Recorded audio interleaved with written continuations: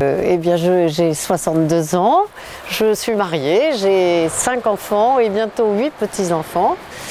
Et je suis, s'il fallait me définir, le fil rouge serait que j'ai toujours été dans le sens du service, que ce soit la vie professionnelle que mes engagements personnels et associatifs. Alors j'ai monté une activité de service auprès des petites entreprises pendant pas mal d'années et j'ai terminé ma carrière comme directrice des ressources humaines dans une structure de 200 personnes.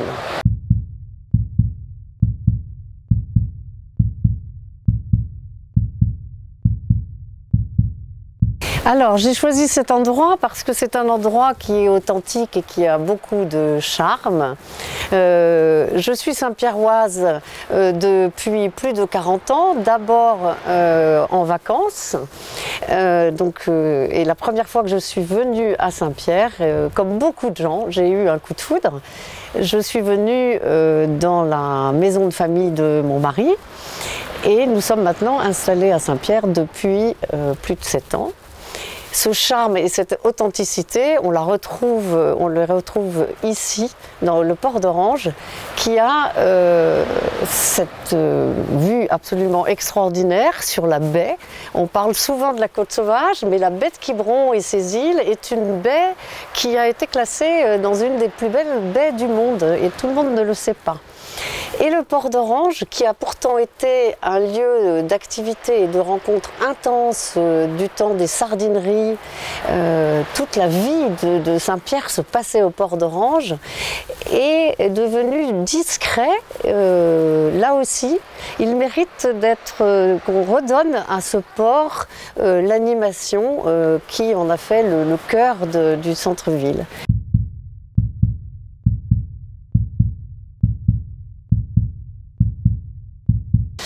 Écoutez, je crois que la candidature à un poste est d'abord d'élu municipal ou ailleurs. Je pense que c'est d'abord une question de tempérament. Eh bien, c'est très bien s'il y a des femmes qui sont candidates. Pourquoi il n'y a pas eu de candidat masculin? Voilà, c'est l'affaire de chacun. Et ça prouve que les femmes, mais ça ne date pas d'aujourd'hui, que les femmes sont intéressées par la chose publique. Vous savez, dans l'histoire, même si elles n'étaient pas toujours au premier plan, les femmes avaient une influence au niveau de la vie publique, déjà depuis longtemps.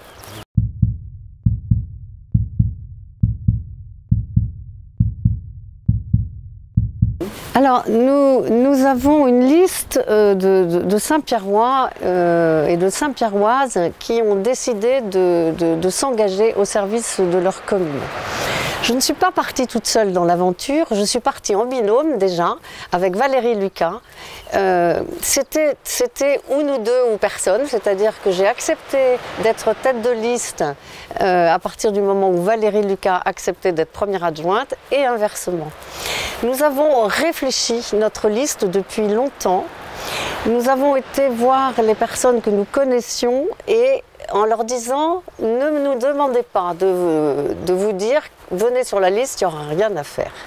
Nous avons été les voir en leur disant « Voilà pourquoi on vient vous voir, parce que vous avez telle expérience du territoire, parce que vous avez telle compétence et il y aura du boulot parce que nous voulons travailler en équipe.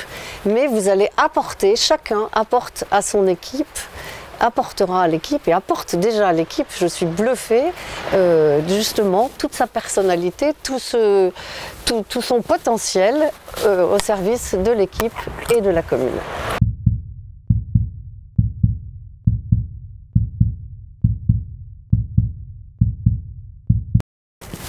Forcément, puisque je suis élue municipale, je suis conseillère municipale dans la commission de Valérie Lucas et nous nous sommes rencontrés par notre action municipale.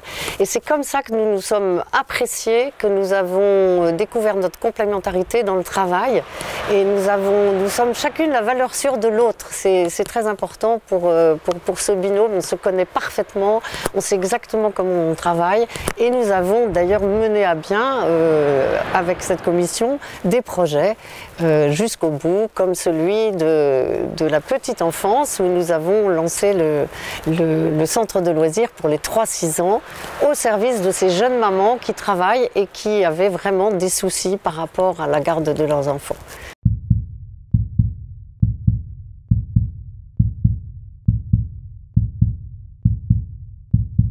Alors on n'est pas du tout parti solo. Il ne faut pas oublier que Madame le maire avait dit haut et fort à qui voulait l'entendre qu'elle ne se représentait pas. Que la première liste qui s'est présentée a été celle de Madame Doyen et que nous sommes la deuxième liste qui s'est présentée et qu'effectivement nous avons décidé à ce moment-là de partir. Après, les choses ont évolué, dont acte. Madame le maire a décidé de se présenter tardivement, elle se présente.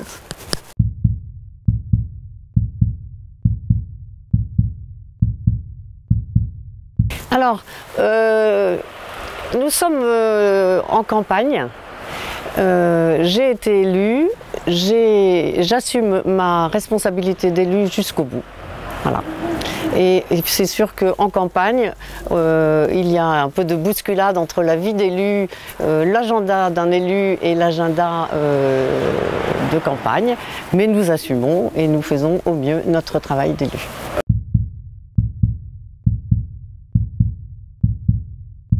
Écoutez, le maire organise la vie municipale, organise le travail municipal de ses élus. Après, nous avons chacun notre rôle à jouer et j'ai toujours joué en concertation avec l'adjointe, les adjointes avec lesquelles j'ai travaillé.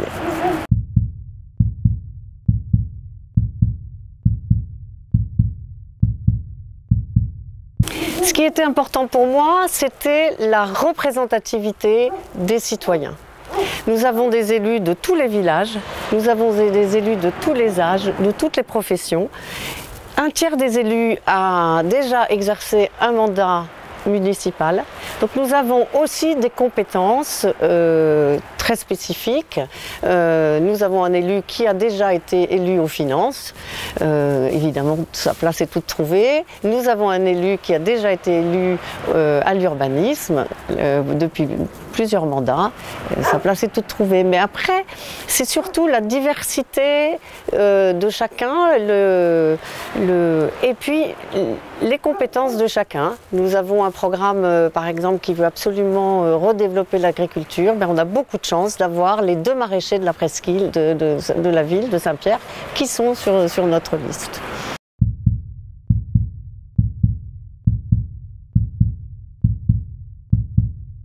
Le fil rouge du programme, c'est de travailler au quotidien pour permettre à chacun d'avoir la qualité de vie qu'il souhaite et qu'il mérite. Donc il y a deux niveaux dans la fonction municipale.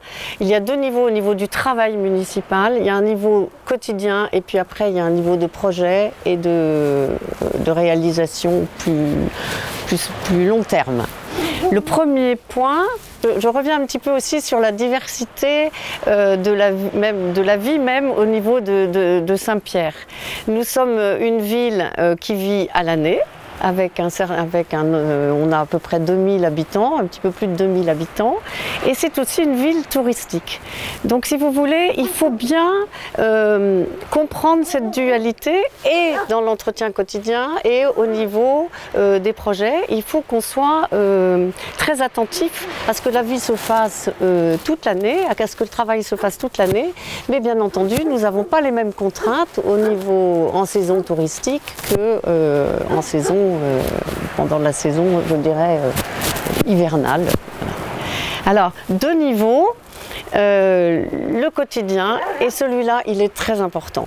Ce sera le rôle de Valérie Lucas. Valérie Lucas est une personne de terrain, elle est née à Saint-Pierre, elle est originaire de Saint-Pierre depuis des générations, elle connaît parfaitement la commune, elle connaît parfaitement les habitants, et on a un besoin de réactivité sur tout ce qui est quotidien et qui va être facilitateur de vie pour chacun. Donc elle sera la référente, aussi bien pour les habitants, que pour les agents municipaux, que pour les élus. Ce sera la référente au niveau du quotidien. Il faut avoir de la réactivité, il faut répondre aux demandes et bien sûr faire au maximum pour que les choses soient résolues vite. La deuxième chose, au niveau des projets, les projets, vous savez, le travail doit se faire complètement en équipe. Je ne conçois pas une minute d'être maire toute seule. On ne gère pas une commune comme on gère ses affaires personnelles. On gère une commune parce qu'on a reçu délégation par le vote des électeurs, de la confiance des électeurs pour gérer la commune. Et cette délégation, c'est une équipe qui l'a reçue. Ce n'est pas que le maire, c'est une équipe. Et cette équipe, elle comprend le maire, elle comprend les adjoints, elle comprend les conseillers et elle comprend aussi, d'ailleurs, les élus de l'opposition. C'est une équipe. Et pour toute cette partie plus de projets de long terme, eh bien, j'ai une méthode de travail qui, si je la résumais en 3 mots, nous avons une méthode de travail, parce que nous en avons déjà beaucoup discuté en équipe, qui serait un peu proposition, concertation, décision. C'est-à-dire qu'une décision ne peut pas être prise sans qu'il y ait de la concertation. Alors il y aura une concertation à plusieurs niveaux. Il y aura une concertation au niveau du maire et de ses adjoints, une concertation avec les agents municipaux qui sont là, et notamment le directeur des services qui sont là pour nous apporter aussi leurs compétences techniques, etc. Et la concertation avec la population concernée par le projet. Donc on ne va pas faire un référendum à chaque fois qu'on va mettre en place un projet. Par contre, j'en ai déjà parlé très souvent dans mes réunions, dans mes cafés rencontres pendant l'hiver, où nous avons beaucoup écouté les personnes, etc. Nous allons créer un groupe de citoyens volontaires où nous allons demander à tous ceux qui le souhaitent de se faire connaître en disant, ben voilà, moi si vous travaillez sur la voirie, sur un projet de circulation globale de Saint-Pierre, cela m'intéresse. Dans la population, donc c'est aussi bien sûr les associations, les présidents d'associations, c'est chacun qui souhaitera participer à la vie de la commune.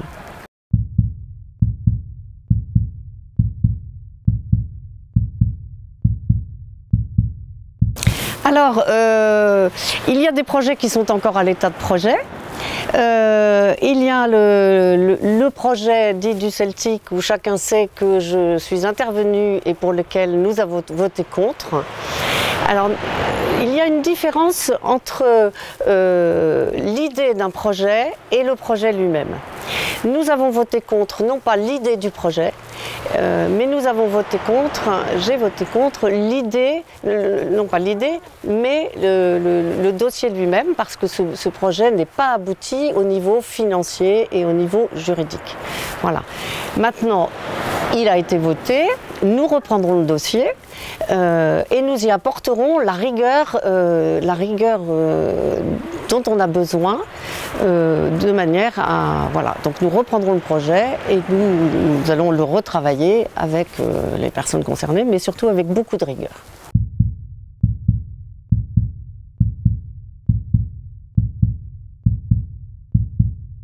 Ce projet n'est pas encore abouti, donc à un état de projet, il faut retravailler dessus, il faut mettre autour de la table les acteurs concernés et voilà. Donc ce sera notre but.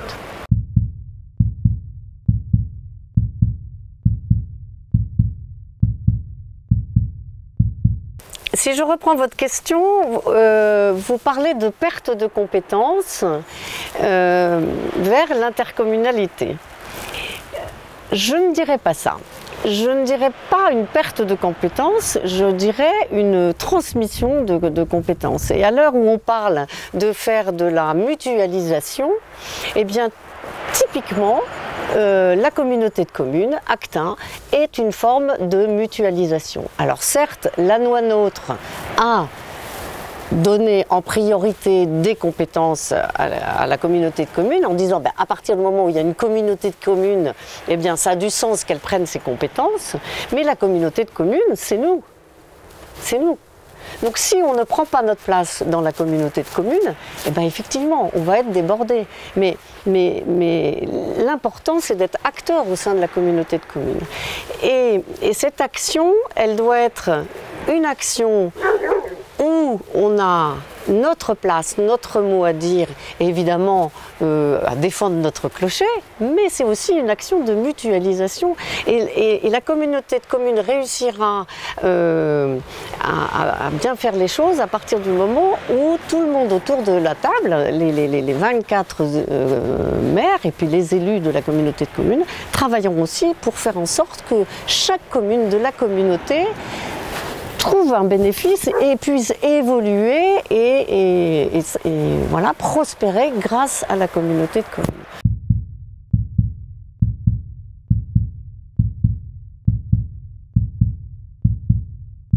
Alors la vision collaborative avec les voisins, bien entendu, je pense qu'il faut avoir du bon sens. Il faut avoir une gestion de bon sens. Chacun a sa place dans la presqu'île, chacun a son visage, chaque commune a son visage, chaque commune a sa particularité, mais ça n'empêche pas d'avoir du bon sens et d'avoir des échanges de bonnes pratiques.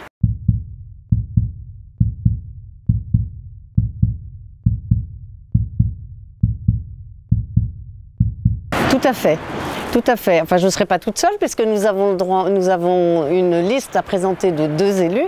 Donc il y aura donc moi-même et un d'élu, hein, puisque parité oblige, mais c'est intéressant.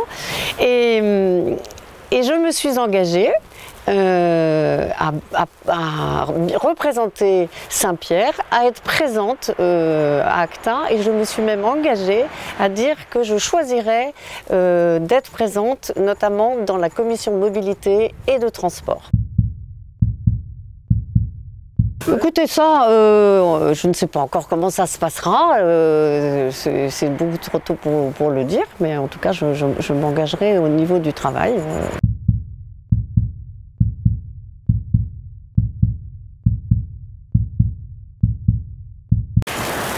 Alors, les 3 mesures à mettre en œuvre rapidement, il y a bien entendu d'être très présent sur le dossier de l'église. L'église est le cœur du centre-ville et les cloches d'une église qui ne sonnent plus depuis 1 an, c'est pour le centre-ville, pour les habitants, pour les commerçants, une grosse perte.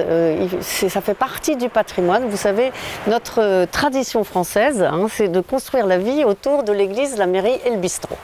Alors les bistrots, on les a. L'église, il faut qu'elle rouvre le plus vite possible. Et la mairie, nous avons le projet de lancer assez vite les projets sur une nouvelle mairie.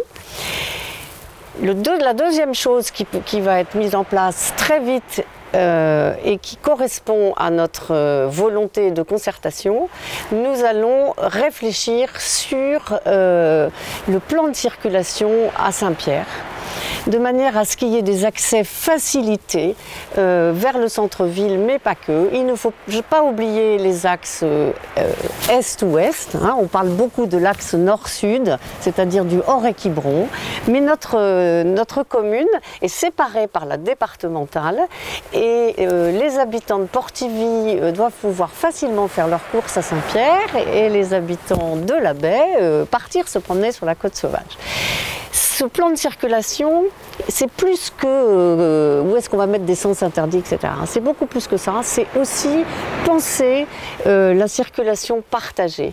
Chacun a sa place. Il faut absolument qu'il y ait la place et le partage entre les piétons, les vélos et les voitures. Ce n'est pas faisable seul. Ce n'est pas faisable sans l'avis de nos concitoyens et donc nous mettrons en place un groupe de travail paritaire permettant d'avoir une vue concertée. Nous allons avoir à préparer la saison touristique.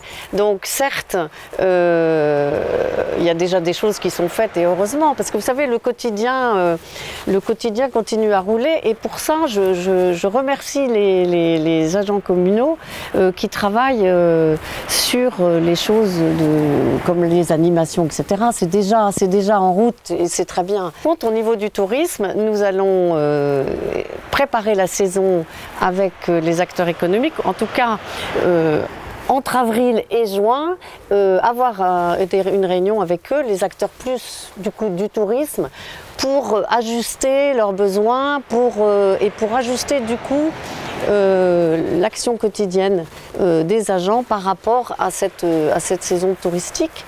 Et notamment, il faut absolument que la commune soit accueillante. Et pour ça, même si ça fait partie du quotidien, déjà mettre une réflexion un peu plus avancée au niveau du nettoyage des plages, du zonage, dans un souci éco-responsable. Pour le stationnement, pour que les touristes qui arrivent et les usagers des plages sachent bien où ils vont aller. Donc c'est la signalétique, c'est le stationnement, c'est la propreté. Voilà.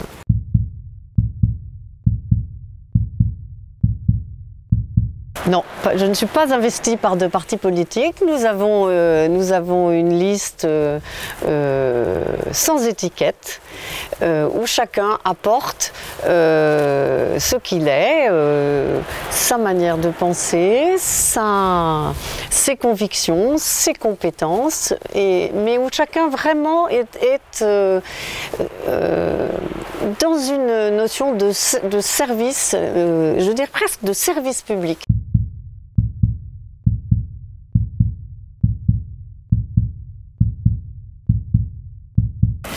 Bon, ma seule ambition politique, c'est le service. Alors je ne sais pas si on peut appeler ça de l'ambition politique. C'est d'être au service de ma commune et je n'ai pas du tout la vocation de faire carrière politique. Je crois qu'il faut faire la différence entre l'engagement politique. Donc mon engagement politique est au service de ma commune, mais je n'ai pas d'ambition de carrière politique.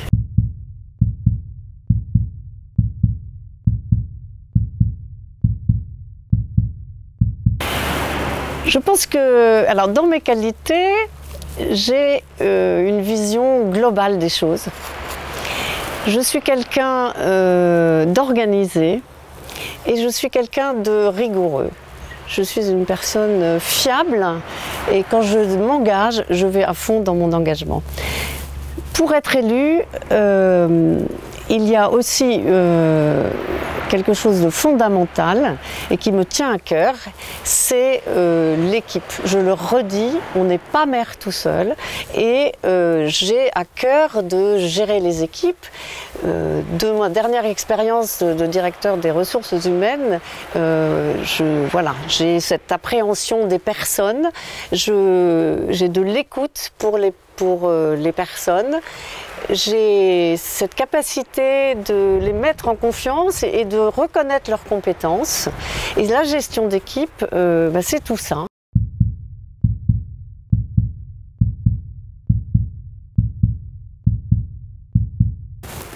Alors les défauts, il y en a un qui est, je crois, justement dans mon côté rigoureux, dans mon côté engagement, je suis exigeante pour moi-même.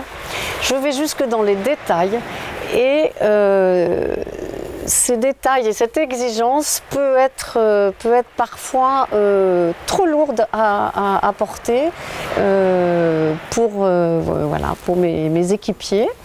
La deuxième chose, je me rends compte que quand je suis motivée sur un sujet, je mets de l'énergie dans mon discours et qui pourrait presque passer pour de la sévérité, ce qui n'est absolument pas le cas. La gestion d'équipe, vous savez, ça passe aussi par de la convivialité. C'est très important, la convivialité. On travaille beaucoup mieux dans une atmosphère détendue que dans une atmosphère de stress. Et voilà, donc c'est très important d'organiser le travail.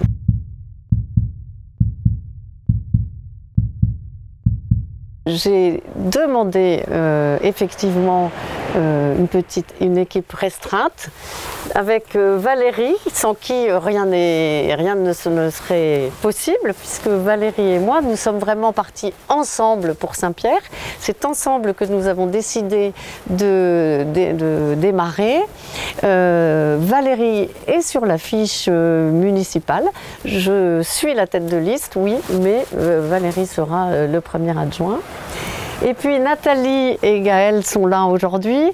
Ce sont des représentants de l'équipe communication, parce que fort de cette actualité et de la suppression des réunions publiques que nous avions prévues pour être à la rencontre des citoyens, je les remercie. Nous avons fait une commission communication de crise entre guillemets, et pour être plus à la disposition des citoyens, alors que nous avions un Facebook et prévu nos réunions publiques et nos différentes rencontres, nous montons depuis hier un site internet. Donc ils y sont H24 de manière à pouvoir donner la possibilité à tous ceux qui ne sont pas sur Facebook de prendre connaissance de notre programme, de notre équipe et de nous poser des questions. Et nous nous engageons via le web, nous nous engageons à répondre aux questions auxquelles nous ne pourrons pas répondre en direct. Et puisque le début de la campagne officielle a commencé hier, et bien voilà, ça c'est notre profession de foi que chaque électeur trouvera dans sa boîte aux lettres. Oups là, avec le petit mot de la tête de liste et puis toute l'équipe qui se retrouve et qui est de tout cœur avec nous